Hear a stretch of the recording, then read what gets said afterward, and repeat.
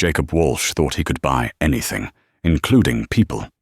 When the tech mogul walked into the city's most exclusive restaurant, he didn't see a person when he looked at his waitress. He saw a toy to be broken. He orchestrated a cruel, airtight trap designed to ruin her life and force her into submission. But Jacob made a fatal calculation. He assumed the woman serving his champagne was just a desperate waitress. He didn't know she was memorizing his every move, counting his mistakes, and preparing a legal checkmate that would cost him his empire. This is the story of how a billionaire hunted a waitress, only to realize he had walked into the lion's den. The distinct clink of crystal against marble echoed through the azure, a sound that usually signaled money. For Leona Jefferson, however, it signaled danger. Leona adjusted the collar of her starch-stiff uniform, her eyes scanning the floor of the VIP section. She was 24, with eyes the color of dark coffee, and a mind that ran faster than the stock tickers on the phones of the men she served. To the patrons of the Azure, she was part of the furniture, a silent, efficient ghost who refilled wine glasses and disappeared. That was exactly how she liked it. It made her invisible, and invisibility was the only way she could survive her final year of law school while paying off her father's crippling medical debts. "You missed a spot," a voice drawled, dripping with bored malice.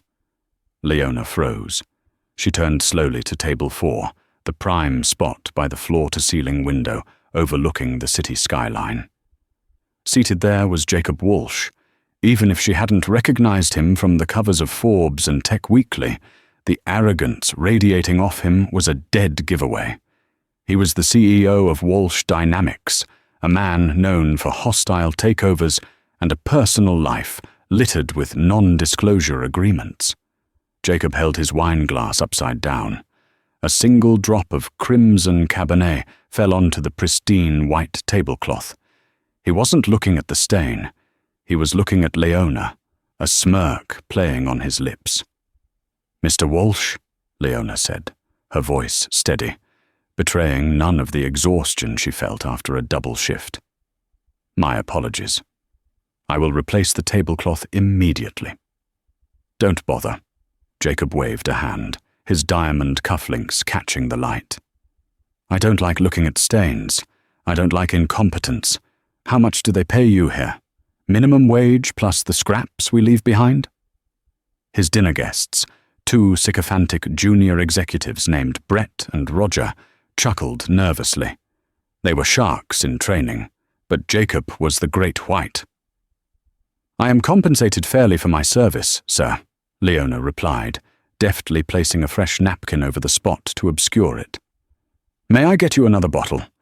The '98 vintage you requested has had time to breathe." Jacob narrowed his eyes. He hated it when they didn't break. He was used to waitresses who flushed, stammered, or flirted in hopes of a massive tip. Leona did none of those things. She possessed a cold, professional dignity that irritated him. It felt like defiance.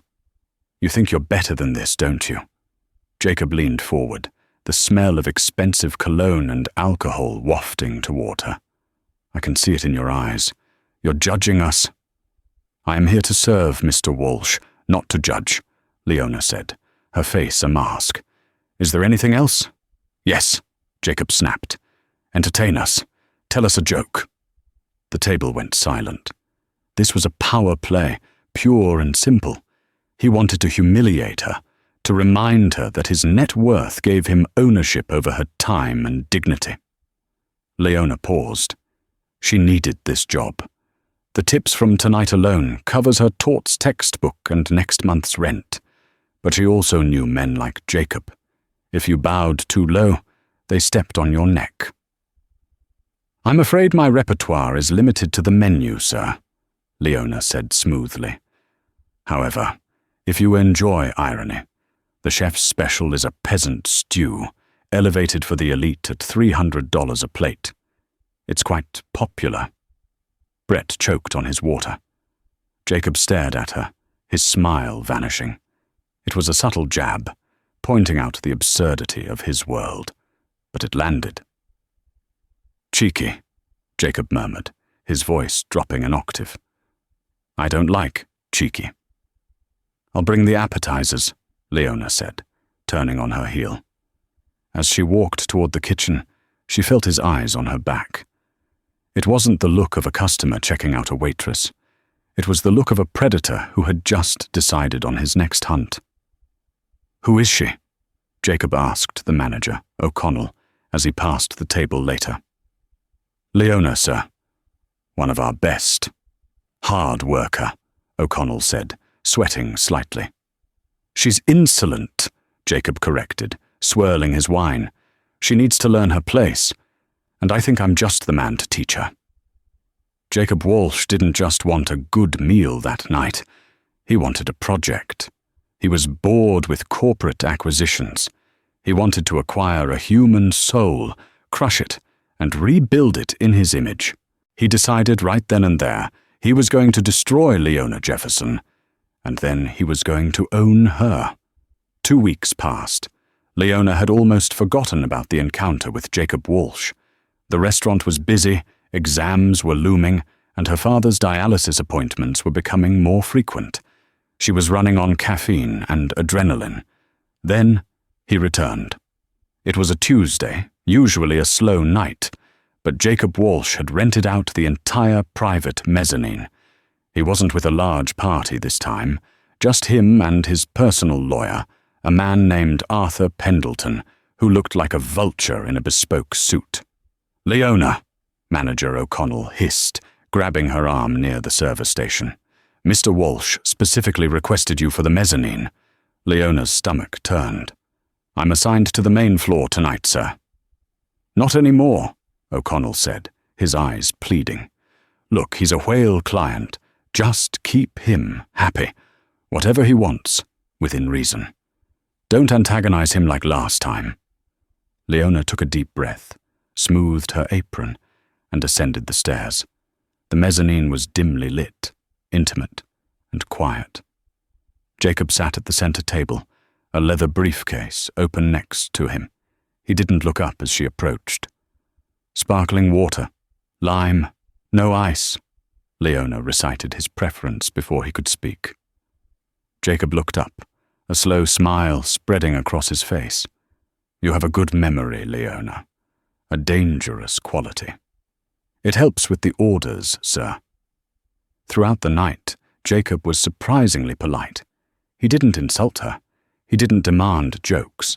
He asked her about the wine list, asked her opinion on the sea bass versus the steak. It was disarming. It was calculated. By the time dessert arrived, the trap was set. "Leona," Jacob said, wiping his mouth, "I have a business emergency. I need to step out to the terrace for a secure call. Arthur is going to the restroom. Watch the table. Specifically, watch that." He pointed to the open briefcase. Inside, sitting atop a stack of documents, was a watch. It wasn't just any watch. It was a Patek Philippe Grandmaster chime, a timepiece worth millions. "Don't let anyone near it," Jacob commanded. "Of course, sir," Leona nodded. Jacob walked out to the balcony. Arthur disappeared downstairs.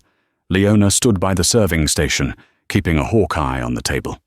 The restaurant was empty up here. No one came up. No one went down. 5 minutes passed, then 10. Suddenly, the fire alarm in the kitchen, 3 floors down, blared. It was faint, but audible. Panic flared in the restaurant below. A busboy, a young kid named Lucas, whom Leona had helped train, came sprinting up the stairs. "Leona, Mr. O'Connell says everyone out! Kitchen fire!" Lucas yelled, looking terrified. Leona looked at the table. The briefcase was there. "I can't leave the guests' property, Lucas." "It's a fire, come on!" Lucas grabbed her arm, pulling her toward the service exit. Leona hesitated, glancing back at the watch. It was safe. She was the only one here. She allowed Lucas to pull her toward the back stairwell. They stood in the alleyway for 15 minutes with the rest of the staff and patrons. It turned out to be a false alarm, a sensor malfunction. When they were allowed back inside, the chaos settled. Leona returned to the mezzanine immediately.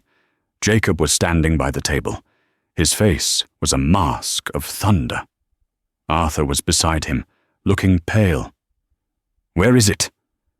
Jacob's voice was a low growl that carried across the empty room. Leona froze. "Sir." "The watch," Jacob snapped. "I told you to watch the table. The watch is gone." Leona's blood ran cold. She walked to the table. The briefcase was still open. The papers were there. But the space where the multi-million-dollar timepiece had sat was empty. That's impossible," Leona stammered, the color draining from her face. "I was here the whole time until the fire alarm. No one came up." "I came back in from the terrace," Jacob shouted, causing the silverware to rattle. "It's gone. You were the only one tasked with guarding it. I stepped into the stairwell for the alarm, sir. Lucas came to get me. I don't care about a fire alarm." Jacob slammed his hand on the table. "That watch is worth $3 million. Arthur, call the police, and call my private security team." "Sir, please!" Leona stepped forward, her mind racing. "I didn't take it. You can search me. You can search the area." "Oh, we will," Jacob sneered, his polite mask completely gone, revealing the tyrant beneath. "We are going to search everything. And if I find out you tried to pull a fast one on me, Leona, you won't just lose your job. I will make sure you rot in a cell for the next 20 years.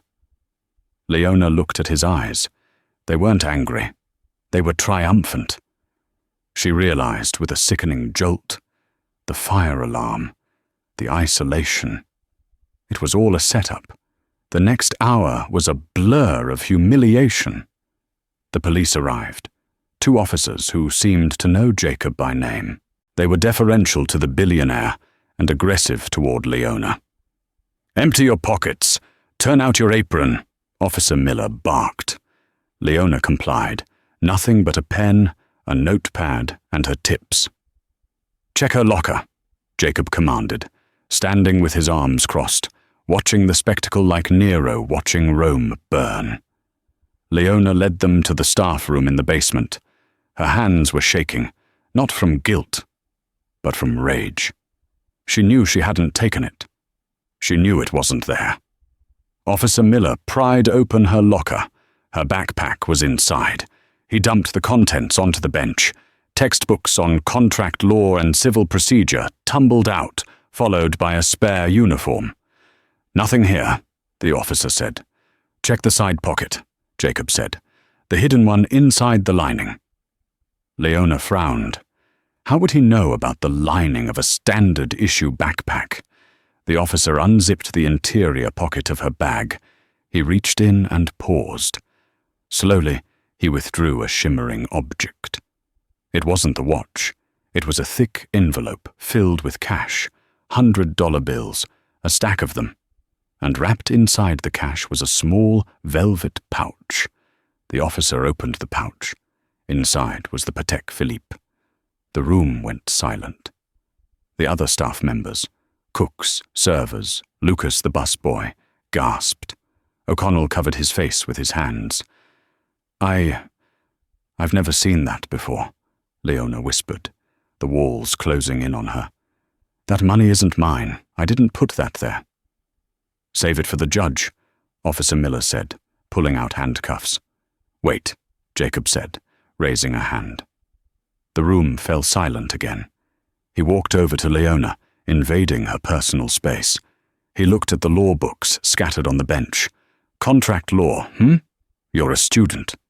He picked up a textbook, flipping through it dismissively before dropping it. "Officer, give us a moment," Jacob said. "Mr. Walsh, this is a felony theft." "I said, give us a moment," Jacob barked. The officers stepped back, though they didn't leave the room.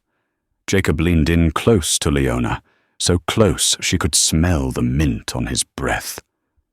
"Here is the situation, Leona," he whispered, his voice silky and cruel. "You are caught red-handed. Grand larceny. With the value of that watch, you're looking at 10 to 15 years in prison. Your law career? Over. Your father's medical care? He'll be dead before you make bail." Leona stared at him, her heart hammering against her ribs. She saw Lucas in the corner, looking down at his shoes, trembling. Lucas. He was the only one who came upstairs. Jacob must have paid him off. "I didn't do this," she hissed. "It doesn't matter what you did. It matters what can be proven," Jacob smiled. "But I'm a generous man. I hate to see potential wasted." "What do you want?" "I'm willing to drop the charges. I'll tell the officers it was a misunderstanding. I placed the watch there for safekeeping and forgot. The money, well, let's say it's a generous tip." "And in exchange?" Leona asked, her eyes narrowing. "You come work for me," Jacob said. "Not as a waitress, as my personal assistant. You sign a 5-year contract. You live at my estate. You are on call 24/7. You handle my schedule, my dry cleaning, and whatever else I require. You belong to Walsh Dynamics. You belong to me." "You want a slave," Leona said, disgust curling her lip. "I want an assistant who knows her place," Jacob corrected. "You have dignity, Leona. It annoys me. I want to see how long it lasts when you're scrubbing my floors in a designer suit. So what's it going to be? Prison and the destruction of your family? Or a high-paying job in a golden cage?" Leona looked at the handcuffs dangling from Officer Miller's belt. She looked at her father's photo taped to the inside of her locker door. She looked at Jacob's triumphant grin. She was trapped. He had engineered this perfectly. If she fought now, she would lose everything. The justice system wasn't built for waitresses fighting billionaires. But Jacob Walsh had made a mistake. He saw the law books, but he didn't respect them. He thought she was just reading them. He didn't know she understood them better than his own expensive lawyer. He thought he was buying a victim. He didn't realize he was hiring a detective. Leona lowered her head, hiding the fire in her eyes. She needed time. She needed access to his world to find the evidence to bury him. "I'll sign," Leona whispered. Jacob laughed, a harsh, barking sound. "Smart girl. Welcome to the team, Leona." He turned to the officers. "Gentlemen, stand down. It seems I made a terrible mistake. I asked Leona to hold the watch and the petty cash for me earlier. The wine must have gone to my head." The officers looked annoyed, but didn't argue with a billionaire. The handcuffs went away. As Jacob walked out of the locker room, he paused and looked back at her. "Be at my estate at 8 a.m. tomorrow. Don't be late. And Leona, wear something that doesn't smell like grease." Leona stood amidst the ruins of her locker, watching him leave. She didn't cry. She slowly picked up her contract law textbook and wiped a smudge of dirt off the cover. "You want to play a game of contracts, Jacob?" she whispered to the empty room. "Fine, let's play." The Walsh estate, known as Highgrove, was a brutalist masterpiece of concrete and glass perched on a cliff edge outside the city. It was beautiful, cold, and utterly devoid of warmth, much like its owner. Leona arrived at 7:55 a.m. The electronic gates opened with a menacing buzz. She drove her battered sedan up the winding driveway, parked between a Ferrari and a Bentley, and stepped out. She wasn't wearing her waitress uniform. She wore a crisp black pantsuit she had bought for moot court competitions. Jacob was waiting in the foyer. He looked impeccable, sipping an espresso while reviewing documents on a tablet. "You're early," he said, without looking up. "I hate eagerness. It smells like desperation." "Punctuality is a virtue, Mr. Walsh," Leona replied, her voice flat. "Where shall I begin?" Jacob finally looked at her, his eyes scanning her suit with disdain. You are overdressed. I didn't hire an attorney, Leona. I hired a servant. Your first task is the archives." He led her to a sub-basement room that smelled of mildew and neglected paper. It was filled floor to ceiling with boxes of unsorted financial records dating back 20 years. "My previous assistants were lazy," Jacob sneered. "They digitized the recent files but left the legacy documents to rot. I want every single piece of paper in this room scanned, categorized, and cross-referenced by date and entity. You will not leave this room until the first 3 years are done. There is a scanner in the corner. Get to work." He turned to leave, then paused. "Oh, and Leona? I've installed cameras in here. If I see you checking your phone, studying your little law books, or taking a break longer than 3 minutes, I make a phone call to the district attorney. Understood?" "Understood," Leona said. The door clicked shut. The electronic lock engaged. For the next 3 weeks, this was Leona's life. She was a prisoner in the basement. Jacob tested her constantly. He would buzz the intercom at 2 a.m., demanding a specific turkey sandwich, with the crusts cut off exactly 3 millimeters from the edge. He would call her up to the main office to pour him water, when the pitcher was sitting right next to his hand.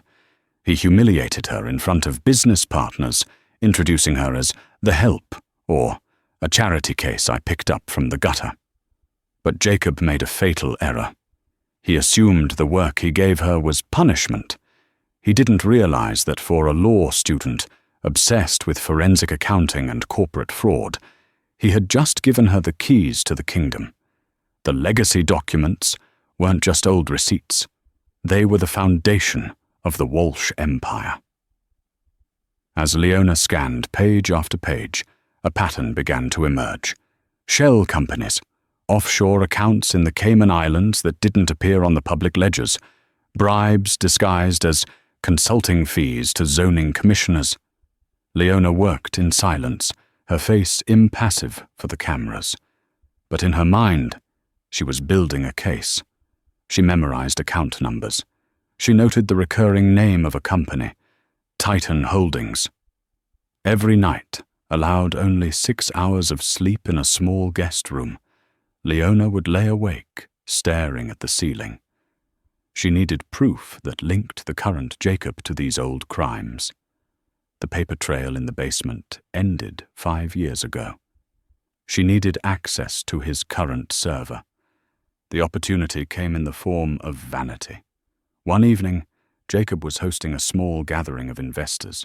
He was drunk on power and scotch. He buzzed Leona to the main study.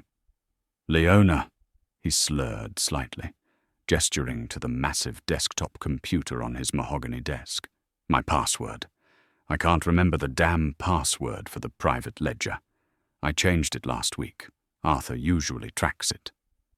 Arthur Pendleton, the vulture lawyer, was currently in the corner, laughing with an investor. "You want me to retrieve your password, sir?" Leona asked. "I wrote it down in my physical notebook." Jacob pointed to a leather-bound book in the safe, which was currently open. "Get it. Log me in.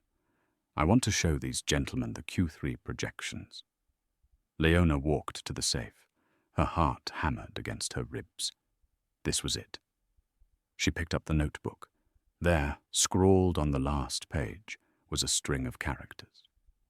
She walked to the computer. As she typed the password, Midas Touch 88, she didn't just log him in. She quickly minimized a window she opened in the background.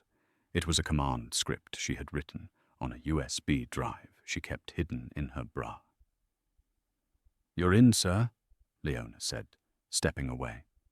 "Good girl," Jacob muttered, shoving her aside to take the chair. "Now get out. Fetch more ice." Leona left the room, her hands trembling. She hadn't just logged him in. She had inserted a keylogger. Every keystroke Jacob Walsh made from now on, every email, every password, every illicit transfer, would be mirrored and sent to a secure, encrypted cloud server Leona had set up years ago for her data protection class. The trap was no longer around Leona's neck. It was around his. Weeks bled into months, blurring together in a grey haze of servitude. Leona's life at the Highgrove estate became a waking nightmare of menial degradation. She scrubbed marble floors until her knees bruised, organized Jacob's color-coded wardrobe until her eyes swam, and stood silently in the corner of board meetings, holding a pitcher of water like a piece of furniture. To Jacob Walsh, she was broken. He saw a law student reduced to a maid, a smart girl, finally learning her place in the food chain. He didn't see the predator hiding in the grass. Every night, while Jacob slept in his master suite, Leona lay awake in her cramped guest room, her laptop casting a ghostly blue glow on her face. The keylogger she had installed was a silent, digital siphon. It fed her everything. Every keystroke Jacob made, every password he typed, every damning email he thought was secure. It all flowed directly to her encrypted cloud server. The data was a revelation. It wasn't just tax evasion, it was corporate cannibalism. Leona watched in real time as Jacob orchestrated the sabotage of his own subsidiaries, shorting the stock to make millions while thousands of workers lost their pensions. She saw the wire transfers to Titan Holdings, a shell company in the Caymans that didn't exist on any public ledger. She was building a coffin for his career, nail by digital nail. But she needed the hammer. She needed the one thing that proved her innocence and his personal corruption beyond a shadow of a doubt. The security footage from the Azure. The opportunity arrived on a Tuesday, carried in on a storm front that battered the glass walls of the estate. Jacob had left for a luncheon in the city, but he had forgotten a file. He called Leona, his voice tinny and impatient over the house intercom. "Go to the audiovisual room," he commanded. "The server tower is acting up. The tech says it needs a manual reboot. I'll walk you through it. Don't touch anything else." "Yes, sir," Leona said. The audiovisual room was in the west wing, a windowless bunker that hummed with the sound of cooling fans. This system was air-gapped, separate from the main internet to prevent outside hacking. That meant Leona's keylogger couldn't reach it. She had to be here physically. She entered the room. The air was cool and smelled of ozone. She approached the console. "I'm at the terminal," she said into her phone. Jacob walked her through the reboot process.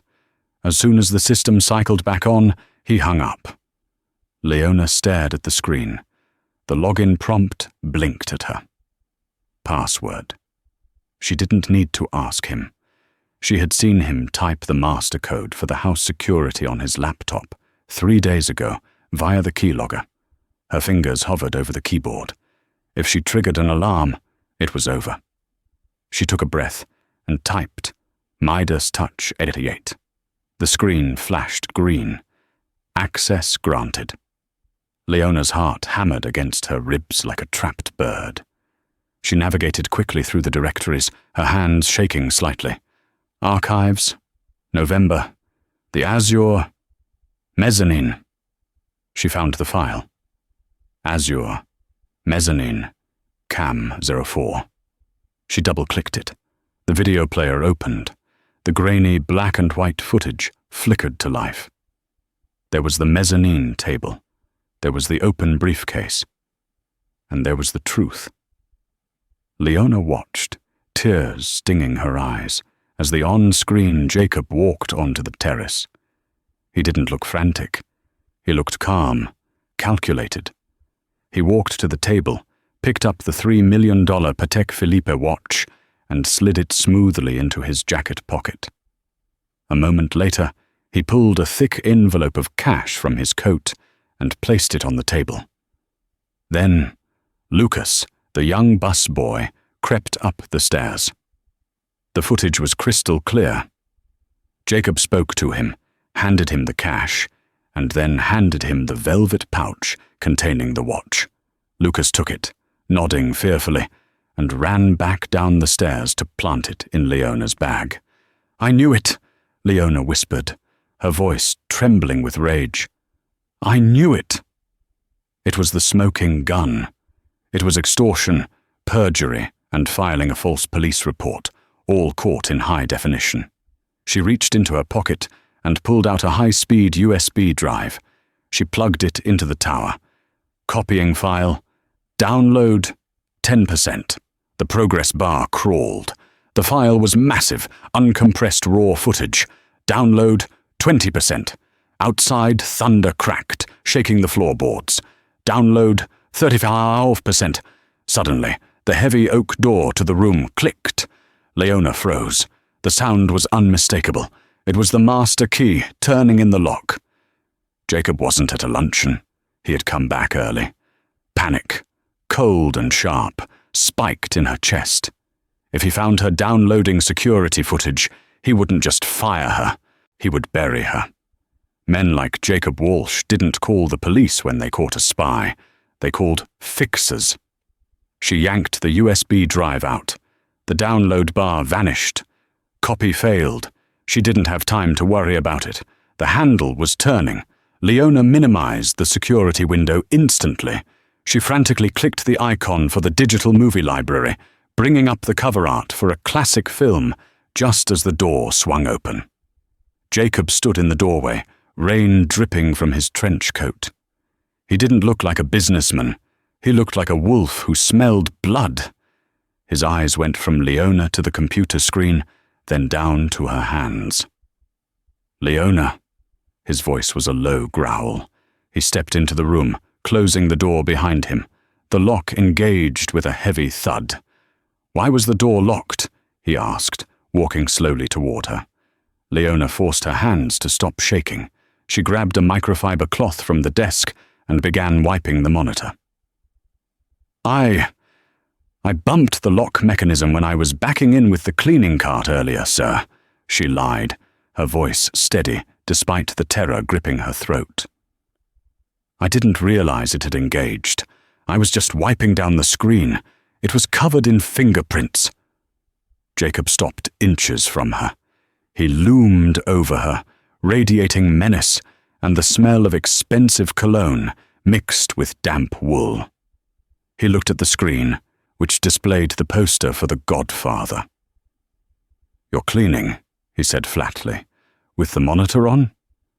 "I wanted to make sure the smudge didn't distort the pixels, sir." Jacob stared at her. The silence stretched, heavy and suffocating. He reached out and grabbed her chin, his fingers digging into her skin, tilting her face up to meet his. His eyes searched hers, looking for a flicker of guilt, a bead of sweat, a break in the mask. "You're acting strange, Leona," he whispered. "You've been quiet. Too quiet. Arthur tells me the police investigation regarding the watch is officially pending, but stagnant. You should be grateful. Yet I sense ambition." "I am just doing my job, sir," Leona whispered, not daring to look away. "Are you?" Jacob leaned in closer. "Because sometimes I get the feeling you're plotting something. You're a smart girl, Leona. But remember, smart girls often get hurt when they try to outwit men like me." He held her gaze for another second, then shoved her backward. Leona stumbled, catching herself against the desk. "Get out!"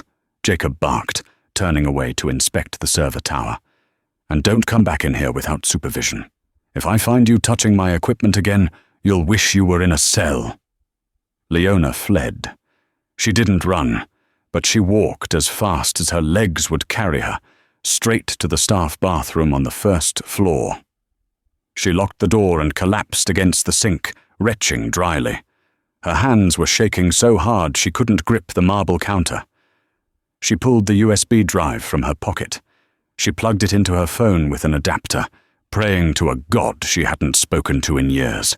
File error. Data corrupted. She let out a strangled sob. The video file was useless. The header was there, but the data was incomplete. She couldn't play it. She couldn't use it in court. She had seen the truth, but she hadn't captured it. She washed her face with cold water, staring at her reflection. She looked pale, ghostly. But as the water dripped from her chin, the fear began to harden into something else. She had the financial records from the keylogger. She had the map of his crimes. She just needed someone who could navigate the terrain. The next day, Leona was sent into the city to pick up Jacob's dry cleaning. It was her only hour of unsupervised time for the week. She drove past the dry cleaner and kept going, heading to the outskirts of the city, to a diner that smelled of grease and stale coffee. Sitting in a corner booth, wearing a hoodie pulled low over his face, was a man who looked like he had been chewing on bitterness for a decade. Leona slid into the booth opposite him. The man looked up. Robert Bobby Gale had once been the brilliant forensic accountant who built Walsh Dynamics' financial infrastructure. Then he had asked too many questions. Jacob had framed him for embezzlement, stripped him of his license, and left him to rot. Now, Bobby worked the night shift at a bowling alley. "You're the girl," Bobby said, his voice rough from disuse. "The waitress. I saw the news." "I have something for you," Leona said. She didn't waste time with pleasantries. She slid a different flash drive across the scarred laminate table. This one contained the Titan Holdings data and the keylogger transcripts. Bobby looked at the drive suspiciously. "What is this?" "It's the kill switch," Leona said. "It's the Cayman accounts. It's the shell companies. It's the proof that he didn't just embezzle from the company. He stole from the pension funds. He stole from you." Bobby picked up the drive, turning it over in his fingers. "Why give this to me? Why not the police?" "Because the police are on his payroll," Leona hissed. "And because I need a partner. I have a corrupted video file on a secure server that proves he framed me. I can't fix it. But you built his system, Bobby. You know the back doors. You know the encryption keys." Bobby looked at her, and for the first time, the dull haze in his eyes cleared. A spark of the old intelligence returned. "You want me to hack into the Walsh mainframe?" "I want you to help me burn it down," Leona corrected. "The shareholders' gala is in 3 days. He's announcing the merger with Omnicorp. The stock price will be at an all-time high. The whole world will be watching." Bobby plugged the drive into his battered laptop. He opened a file, his eyes widening as he scrolled through the columns of numbers. He laughed, a dry, rusty sound. "He got sloppy," Bobby muttered.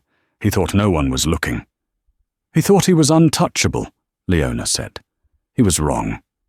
Bobby looked up, a grim, toothy grin spreading across his face.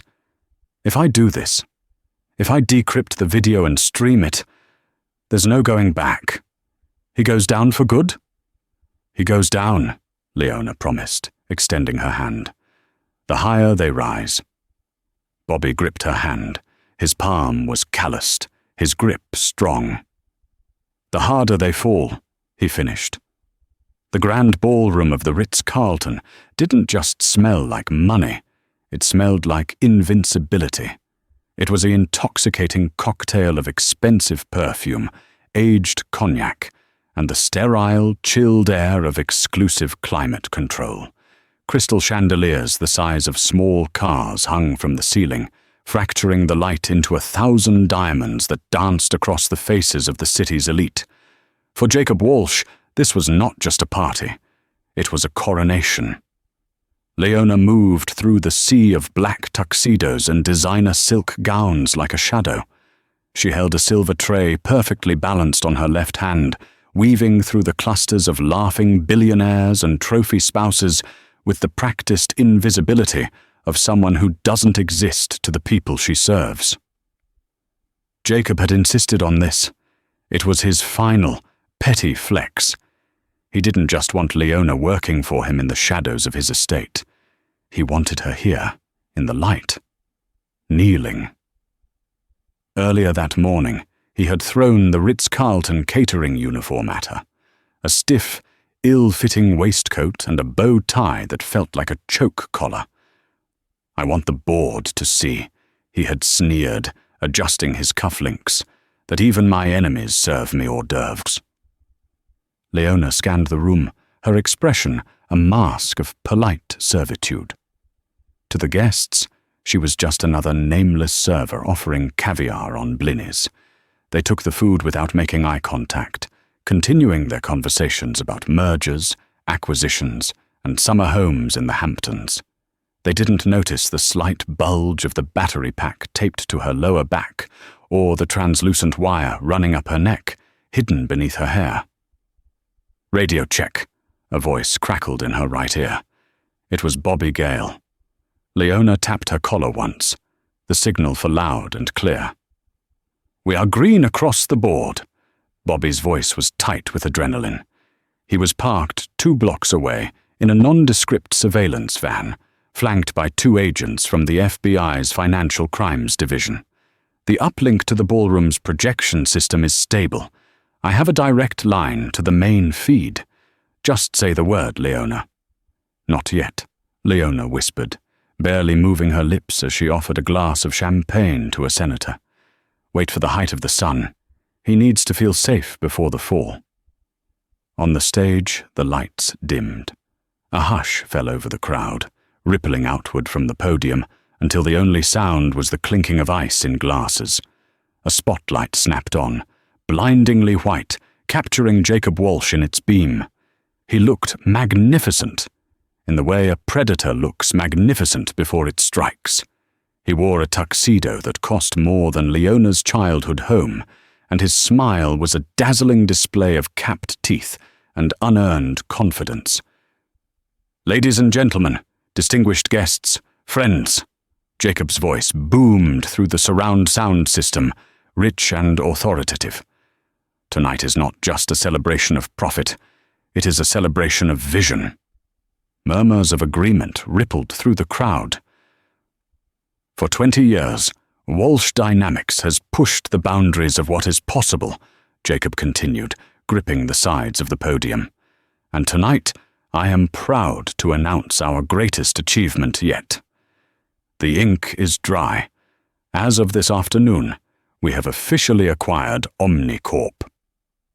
Thunderous applause erupted. The merger would make Walsh Dynamics the first trillion-dollar conglomerate in the sector. It made everyone in this room richer, and that was the only currency that mattered here. Jacob soaked it in. He raised a hand to quiet them, basking in the adoration. His eyes swept the front row, and then he found her. He locked eyes with Leona, who was standing near the VIP table, refilling a water glass. He winked. It was a slow, deliberate, cruel wink. It was a message. "I won.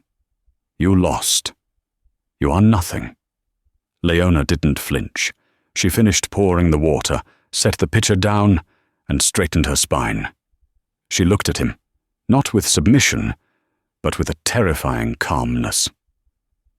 "Now," Jacob announced, gesturing grandly to the massive LED screen behind him that spanned 30 feet. "I would like to present a video tribute to our journey, a look at the integrity and hard work that brought us here." The room went dark. The orchestral swell of inspirational music began to play. The screen flickered with the Walsh Dynamics logo, a golden W spinning in 4K resolution. Leona touched her collar. "Now," she whispered. "Burn it down." In the van, Bobby Gale hit the enter key with the force of a hammer. The inspirational music cut out instantly, with a sharp, ugly screech of audio feedback that made half the room cover their ears. The golden logo on the screen froze, distorted, and then dissolved into static. Confusion rippled through the crowd. Jacob turned around, his smile faltering. "Technical difficulties," he joked nervously into the mic. "It seems our IT department will be hearing from me tomorrow." Then the screen went black. A second later, Bright, blood-red text typed itself across the darkness, massive and accusing. Walsh Dynamics, the real ledger. Gasps filled the room. This wasn't a glitch. This was a hijack. Before Jacob could signal the sound booth, the text vanished, replaced by a video file. The quality was grainy, high-contrast black and white, security camera footage. The date stamp in the corner read, November 14th, the Azure, mezzanine level. The room fell deathly silent. On the screen, a figure walked into the frame. It was unmistakable. It was Jacob Walsh. But he wasn't the polished billionaire on stage. He looked furtive, glancing over his shoulder. He walked to the dining table. The audience watched, breathless, as the on-screen Jacob reached into the briefcase, pulled out the shimmering Patek Philippe watch, and slipped it into his own jacket pocket. A collective intake of breath sucked the air out of the ballroom. The video didn't stop. It showed Jacob pulling a thicker envelope of cash from his coat and placing it where the watch had been. Then, a young busboy, Lucas, crept up the stairs. The camera captured everything. The exchange of the watch, the bribe money being handed over, the instructions given with a pointed finger. It was undeniable. It was high-definition proof of extortion, perjury, and framing an innocent woman. Jacob Walsh stood on stage, frozen. He looked small now, dwarfed by the giant projection of his own crimes. The color had drained from his face, leaving him a pasty, sweating grey. He turned to the tech booth in the back, waving his arms frantically. "Cut the feed!"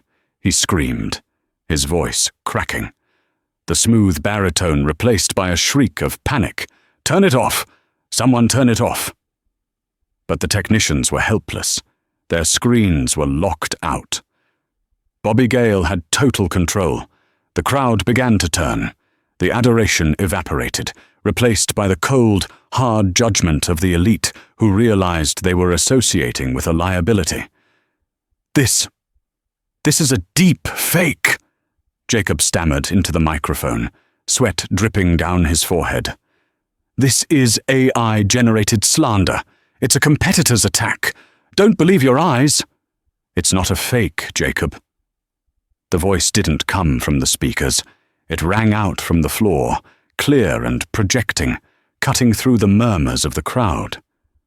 Leona stepped forward from the shadows of the catering line. She walked into the center aisle, the spotlight from the stage catching the edge of her silhouette. With slow, deliberate movements, she reached behind her neck and unclasped the bow tie. She threw it on the floor. Next, she unbuttoned the catering waistcoat, shrugged it off, and let it drop onto the plush carpet. Underneath, she wore a simple black blouse, but she wore it like armor. "Leona," Jacob hissed, gripping the podium so hard his knuckles turned white. You did this." He pointed a shaking finger at her. "Security, remove this woman. She is trespassing. She hacked my systems." Two burly security guards started to move toward her, but they hesitated.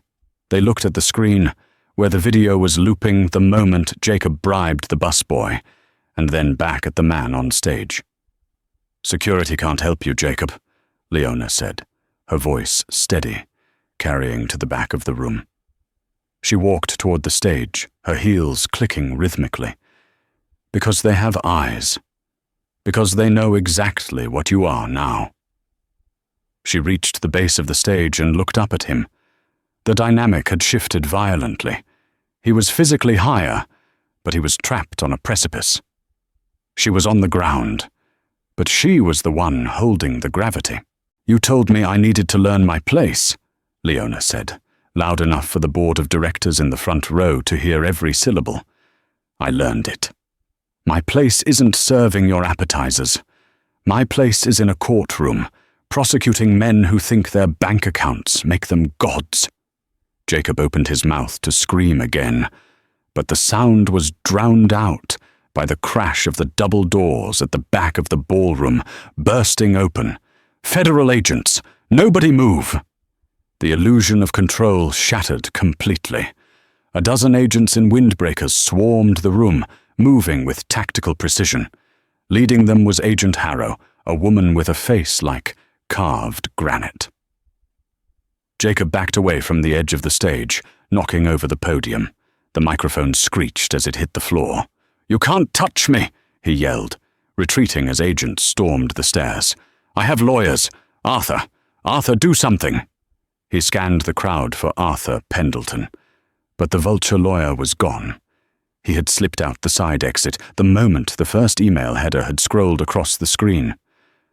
"Arthur isn't here, Jacob," Leona said calmly, watching the agents ascend the stairs. "And your non-disclosure agreements, they're void when they cover up criminal acts. I looked that up. First-year contract law." Agent Harrow reached Jacob.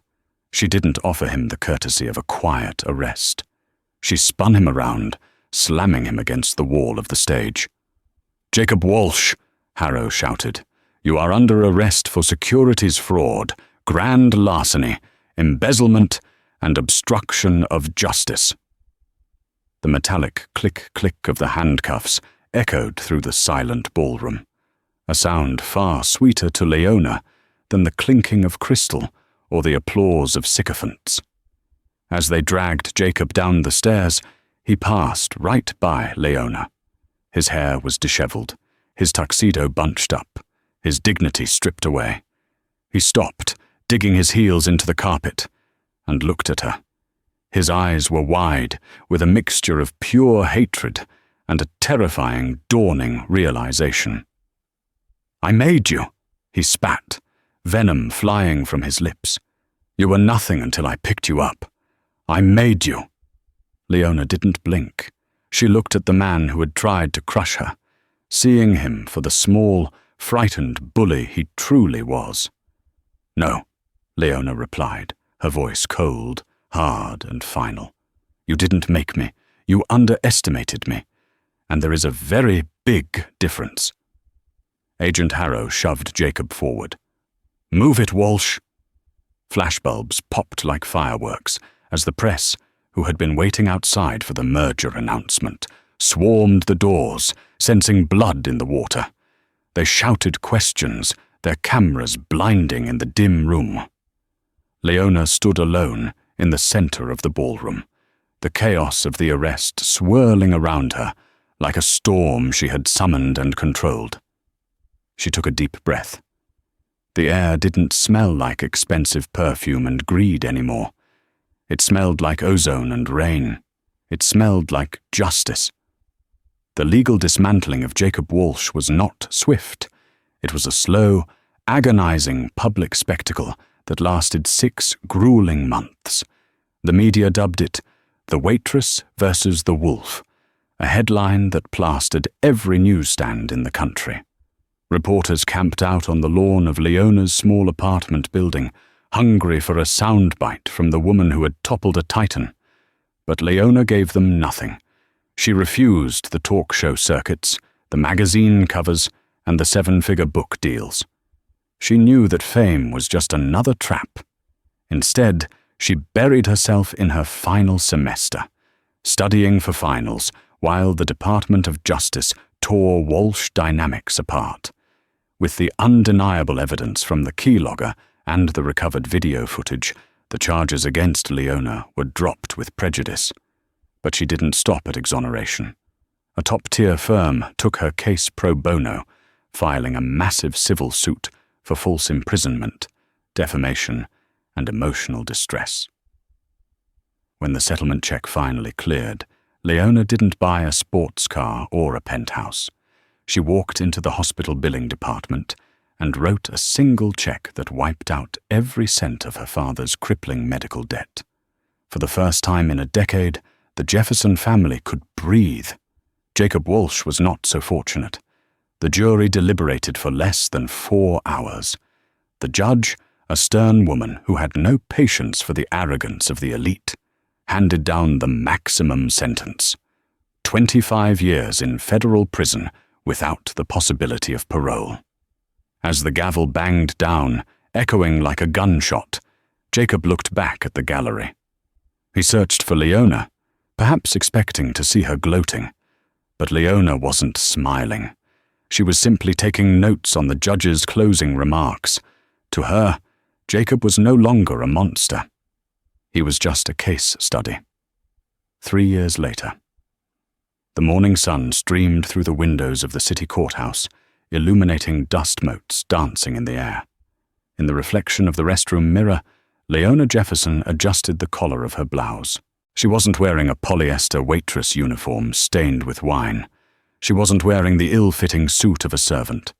She was draped in the heavy black robe of an attorney. She picked up her briefcase, leather, worn, and filled with the only weapon she ever needed: the law. Walking into courtroom 4B, the click of her heels on the marble floor sounded like a drumbeat of war. The room smelled of old wood and nervous sweat. At the defendant's table sat a team of high-priced corporate lawyers, men who looked exactly like Arthur Pendleton, smug, expensive, and confident. At the plaintiff's table sat a young woman named Sarah. Sarah was a janitor who had been fired by a massive logistics company 2 days after reporting a gas leak that the management wanted to ignore. Sarah was trembling, her hands twisting a tissue into shreds. She looked small. She looked terrified. She looked exactly the way Leona had felt that night at the Azure. Leona sat down beside her, placing a calming hand on Sarah's shaking shoulder. The corporate lawyers across the aisle smirked, checking their watches, assuming this would be a quick dismissal.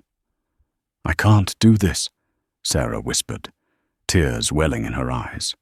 "Look at them. They have so much money. They'll destroy me." Leona leaned in all close, her voice a steel whisper. "Money is just noise, Sarah. They think they can buy silence. They think you are disposable because you clean their floors. But they made a mistake." "What mistake?" Sarah asked, sniffing. "They forgot that the person who cleans the floors sees where all the dirt is hidden," Leona said, her eyes flashing with a fierce, familiar fire. "Don't worry. I know how these men think, and I know how to beat them." The bailiff announced the arrival of the magistrate. "All rise." Leona stood up, her spine straight, her presence commanding the room. The judge looked down over his spectacles. "Counselor, are you ready to begin?" Leona looked at the corporate sharks, then back to the judge. She opened her briefcase, pulling out a file that would bring another giant to its knees. "Yes, Your Honor," she said, her voice ringing clear and true. "Leona Jefferson, representing the plaintiff. We are ready." Leona's journey from a voiceless waitress to a powerhouse attorney proves that true power isn't about money or status. It's about intellect and resilience. Jacob Walsh thought he could treat people like disposable objects, but he forgot that even the smallest pawn can checkmate the king if the move is brilliant enough. If you enjoyed this story of justice served cold, please hit that like button and subscribe to the channel. Share this video with someone who needs a reminder that the underdog can win. Turn on notifications so you never miss our next dramatic story. What would you have done in Leona's shoes? Let us know in the comments below.